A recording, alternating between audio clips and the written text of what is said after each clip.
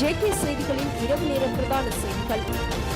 மேசைக்கு அடியால் பணத்தை வாங்கிக் கொண்டு இயற்கைக்கு மாறான செயற்பாடுகளுக்கு அனுமதி அளித்த அரசியல்வாதிகள் செய்த தவறே பேரிடரில் மண் சரிவுகள் மற்றும் வெள்ளப்பெருக்கு ஏற்பட காரணம் என்று பேராயர் மெல்கம் ரஞ்சித் தெரிவித்துள்ளார். இயேசு பாலகன் புறப்பான நத்தார் பண்டிகையின் தேசிய நிகழ்வு ஒன்றில் உஸ்வட்டகோயவ தேவாலயத்தில் இடம்பெற்றது. அங்கு நடைபெற்ற இரவு ஆராதனையின் பேராயர் வெல்கம் ரஞ்சித் உரையாற்றும் போது அவர் இவ்வாறு குறிப்பிட்டுள்ளார். தொடர்ந்தும் அவர் கருத்துரைக்கையில், அரசியல்வாதிகள் பணத்தை பெற்றுக் கொண்டு காடழிப்பு, சதுப்பு நிலங்களை நிரப்புதல், மலைகளில் கட்டிடங்கள் அமைப்பதற்கு அனுமதி அளித்தல் போன்ற பாரிய அளவில் சுற்றுச்சூழலை நாசப்படுத்தி உதவி செய்தனர். அத்தோடு அவற்றுக்கு பக்கபலமாகவும் இருந்துள்ளனர். நாட்டில் ஏற்பட்ட பேரிடர் இன்னும் மக்கள் பல கஷ்டங்களை அனுபவிக்கின்றனர். ஏன் வெள்ளப்பெருக்கு ஏற்பட்டது? சிலர் தனது சுயநலத்துக்காக சுற்றுச்சூழலை முழுமையாக நாசப்படுத்தியதாகும். எவ்வித ஒழுக்கமுமற்ற நிலையில் குப்பை கூலங்களை வீதியில் வீசி முழு நாட்டையும் அசுத்தமாக்கியது யார்? நாங்களே. இவற்றை செய்தோம். இதற்கு அரசியல்வாதிகளுக்கு பக்கபலமாகவும் இருந்தும் செயற்பட்டுள்ளனர். அது மட்டுமல்ல, பணத்தை சேமிக்க துடிக்கும் பேராசைகளால் இந்த நிலைமை ஏற்பட்டது. ஆனால் நாம் மரணிக்கும் போது இவற்றை கொண்டு செல்லப் போவதில்லை என்று அவர் குறிப்பிட்டிருந்தார். ஜாழ் தையிட்டி திசவிகாரை விடயத்தில் எமது பொறுமையை மீண்டும் மீண்டும் சோதிக்க கூடாது. இலங்கை பௌத்த நாடென்பதை தமிழ் அரசியல்வாதிகள் ஏற்க வேண்டும் என்று ஸ்ரீலங்கா பொதுஜன பெரமுனவின் சிரேஷ்ட உறுப்பினரான சரத் வீரசேகர் தெரிவித்தார். இது தொடர்பில் ஊடகங்களிடம் அவர் மேலும் தெரிவித்ததாவது, திசவிகாரைக்கு அழுத்தம் கொடுத்து அதனை அகற்றுவதற்கு முற்பட்டால் அதற்கு எதிராக நாங்கள் கிளந்தெழுவோம். ஜாழ்ப்பாணத்தில் ராணுவத்தின் வசம் இருந்த காணியில் 98% விடுவிக்கப்பட்டுள்ளது. எனவே திசவிகாரை தொடர்பில் அனுதியான தகவல்களை பரப்பக்கூடாது. இலங்கை பௌத்த நாடென்பதை கஜேந்திரகுமார் பொன்னம்பலம், சிவஞானம் ஸ்ரீதரன் உள்ளிட்டோர் புரிந்து கொள்ள வேண்டும். அதனை அனைவரும் ஏற்றுக்கொள்ள வேண்டும். திசவிகாரையில் பௌத்த மக்களுக்குரிய வழிபாட்டு உரிமை மறுக்கப்படுகின்றது. அதற்கு எதிராக கஜேந்திரகுமாரின் ஆட்கள் வந்து போராட்டம் நடத்துகின்றனர். ஆனால் இவர்கள் கொழும்புக்கு வந்து சுதந்திரமாக கோயிலுக்கு செல்லும் நிலை காணப்படுகின்றது. இலங்கை பௌத்த நாடென்பதால் தான் இது சாத்தியப்படுகின்றது. இலங்கையில் வேறொரு மதம் பெரும்பான்மையாக இருந்திருந்தால் அந்த மதத்துக்கு எதிராக செயற்பட்டுவிட்டு சுதந்திரமாக இருக்க முடியுமா? பௌத்த தர்மம் ஊடாக வழங்கப்பட்ட போதனைகள் தான் பொறுமை காக்கின்றோம். ஆனால் அந்த பொறுமைக்கு ஒரு எல்லை உண்டு என்பதை புரிந்து கொள்ள வேண்டும். அதேவேளை தமிழர் தாயகத்தில் விகாரை கட்ட முடியாது என ஜாழ் பல்கலைக்கழக மாணவர் ஒன்றியம் குறிப்பிடுகின்றது. இது தொடர்பில் இலங்கையில் உள்ள அனைத்து பல்கலைக்கழக மாணவர் ஒன்றியத்தின் நிலைப்பாடு என்ன? வடக்கு கிழக்கில் உள்ள பௌத்த மரபுரிமைகளை நாசமாக்கும் நிகழ்ச்சி நிரல் முன்னெடுக்கப்படுகின்றது என்று குறிப்பிட்டுள்ளார். முன்னாள் ஜனாதிபதி மஹிந்த ராஜபக்ஷ தற்போது கொழும்பு நுகேகொட பகுதியில் உள்ள வீடொன்றில் வாடகைக்கு தங்கியுள்ளதாக செய்திகள் வெளியாகியுள்ளன. முன்னாள் ஜனாதிபதிகளுக்கான உத்தியோகபூர்வ இல்ல வசதியை அரசாங்கம் ரத்து செய்ததன் பின்னர் அதுவரை விஜயராமவில் உள்ள உத்தியோகபூர்வ இல்லத்தில் தங்கியிருந்த மஹிந்த ராஜபக்ஷ செப்டம்பர் 11 அன்று வீட்டை விட்டு வெளியேறினார். தங்கள பகுதியில் உள்ள இல்லத்தில் வசித்து வந்த பின்னர் கடந்த வாரம் நுகேகொட பகுதியில் உள்ள வீடொன்றுக்கும் திரும்பியுள்ளார். அரசியல் நடவடிக்கைகள் மற்றும் மருத்துவ வசதிகளை பெறுவதில் உள்ள எளிமையை கருத்தில் கொண்டு இந்த நடவடிக்கை எடுக்கப்பட்டுள்ளதாகவும் தெரிவிக்கப்பட்டுள்ளது. குறித்த வீடு அவரது நண்பருக்கு சொந்தமானது என்றும் குத்தகை அடிப்படையில் வாங்கப்பட்டுள்ளதாகவும் செய்திகளில் வெளியிடப்பட்டுள்ளது.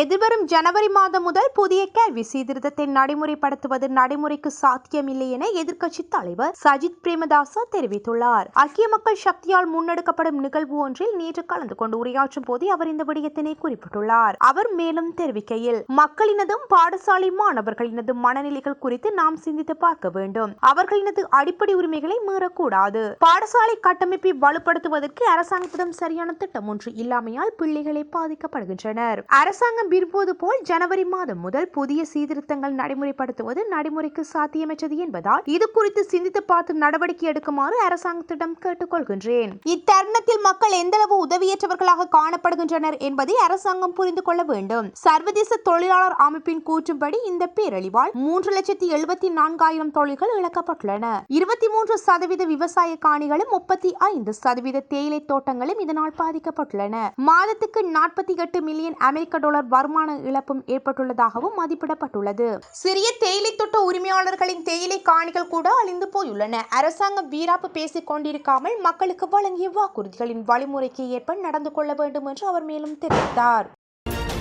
ஐக்கிய மக்கள் சக்தியின் நாடாளுமன்ற உறுப்பினர் ஹர்ஷடி சில்வா நாட்டில் ஏற்பட்டுள்ள சிக்கலான சூழ்நிலை தொடர்பில் ஜனாதிபதி அனுரகுமார திசாநாயகவுக்கு அவசர கடிதம் ஒன்றை அனுப்பியுள்ளார். டிட்வா சூறாவளியால் ஏற்பட்டுள்ள பாதிப்பு காரணமாக நாடு முழுவதும் முக்கியமான தருணத்தை எதிர்கொண்டுள்ள இந்த நேரத்தில் டிசம்பர் 7 முதல் கணக்காய்வாளர் நாயகம் பதவி நிரப்பப்படாமல் இருக்கின்றது என்பதையும் அவர் கூறியுள்ளார். இதன்படி கணக்காய்வாளர் நாயகம் இல்லாதது ஒரு சிக்கலான சூழ்நிலையை ஏற்படுத்தியுள்ளதாக நிதிக்குழுவின் தலைவர் என்ற வகையில் ஹர்ஷடி சில்வா அனுரகுமார திசாநாயகவுக்கு எழுதிய கடிதத்தில் தெரிவித்துள்ளார். அந்த கடிதத்தில் மேலும் குறிப்பிட்டுள்ளதாவது: அரசியலமைப்பின் 148வது பிரிவின்படி பொது நிதிகள் மீது நாடாளுமன்றம் முழுமையான கட்டுப்பாட்டை கொண்டுள்ளது. அதால் செயற்படுத்துவது ஒரு சுயாதீன தணிக்கை பொறிமுறை அவசியம். மேலும் அரசியலமைப்பின் 154வது பிரிவின்படி கணக்காய்வாளர் நாயகம் ஒருவர் நியமிக்கப்படவும் வேண்டும். அவர் அரச நிறுவனங்களின் கணக்காய்வு செய்து அதன் விவரங்களை நாடாளுமன்றத்துக்கு அறிக்கை செய்ய வேண்டும் என்று குறிப்பிடப்பட்டுள்ளது என்றும் சுட்டிக்காட்டியுள்ளார். எனவே கணக்காளர் நாயகம் பதவி நிரப்பப்படாமல் இருப்பதால் மேற்குறிப்பிட்ட அரசியலமைப்பு செயல்முறை மீறப்பட்டுள்ளதாகவும் அவர் கடிதத்தில் குறிப்பிட்டுள்ளார். ஜனாதிபதி அனுரகுமார திசாநாயக்கவின் படகில் ஓட்டை விழுந்துள்ளதாகவும் படகு உடைந்து மூழ்கப் போவதாகவும் நாடாளுமன்ற உறுப்பினர் ராமநாதன் அர்ஜுனா தெரிவித்தார். அரசாங்கம் கவிழ்வதற்கான அறிகுறிகள் தற்போது தெரிவதாகவும் இன்னும் ஒரு வருட காலப்பகுதியில் ஆட்சி கவிழும் என்றும் அவர் சுட்டிக்காட்டினார். கொழும்பு மாநகர சபையில் தேசிய மக்கள் சக்தி வரவு செலவு திட்டம் தோற்கடிக்கப்பட்டமை தொடர்பில் ஊடகங்களிடம் கருத்து தெரிவிக்கும் போதே அவர் இதனை தெரிவித்தார். மேலும் கருத்து தெரிவித்த ராமநாதன் அர்ஜுனா நலிந்த தயசிச 2 வாரங்களுக்கு இதனை மீட்பதாகவும் கூறியுள்ளார். அப்படி செய்தால் நல்லது. ஜனாதிபதியை சுற்றியுள்ளவர்கள் இவ்வாறு அவருடைய படகில் ஓட்டைகளை உருவாக்கி வருகின்றனர். வடக்கில் முல்லைத்தீவிலும் கூட வரவு செலவு திட்டம் தோற்கடிக்கப்பட்டுள்ளது என்று அவர் தெரிவித்துள்ளார். யாழ் மாவட்ட நாடாளுமன்ற உறுப்பினர் ராமநாதன் அர்ஜுனா நாடாளுமன்றத்தில் தான் தெரிவித்த கருத்துக்கு கண்டி மாநாயக்க தேரர்களிடம் மன்னிப்பு கேட்டுக் கொண்டுள்ளதாக தெரிவித்துள்ளார். கோட்டை நீதவான் நீதிமன்றத்தில் முன்னிலையான ராமநாதன் அர்ஜுனா நேற்று பிணையில் செல்ல அனுமதிக்கப்பட்டார். அதன் பின்னர் வெளியில் வந்து ஊடகங்களுக்கு கருத்து தெரிவிக்கும் போதே அவர் இந்த விடயத்தினை குறிப்பிட்டுள்ளார். இது குறித்து அவர் மேலும் தெரிவிக்கையில், சமகால அனுர அரசாங்கம் இன்னும் சிறிது காலம்தான் ஆட்சியில் இருக்கும் என்று தலதா மாளிகையின் மகாநாயக்க தேரர்கள் தெரிவித்ததாக கடந்த 19ஆம் தேதி நாடாளுமன்றத்தில் உரையாற்றும் போது அவர் தெரிவித்தார். ஆனால் அவர்கள் அப்படி சொல்லவில்லை. இந்த அரசாங்கத்தை தொடர்ச்சியாக கொண்டு செல்ல எனது பங்களிப்பை வழங்குமாறும் உங்களை போன்று உண்மை பேசுபவர்களை எமது நாட்டுக்கு தேவை என்றும் குறிப்பிட்டார். ஆனால் மக்கள் இந்த அரசாங்கத்தை வெறுக்கின்றனர் என்ற கருத்தில் அவர்களையும் சேர்த்து மன்னிக்குமாறு வேண்டிக் கொள்கின்றேன். அவர்கள் சொல்லாததை நாடாளுமன்றத்தில் கூறியதாக அர்த்தமாக்கிவிடும் என்றும் அவர் குறிப்பிட்டிருந்தார்.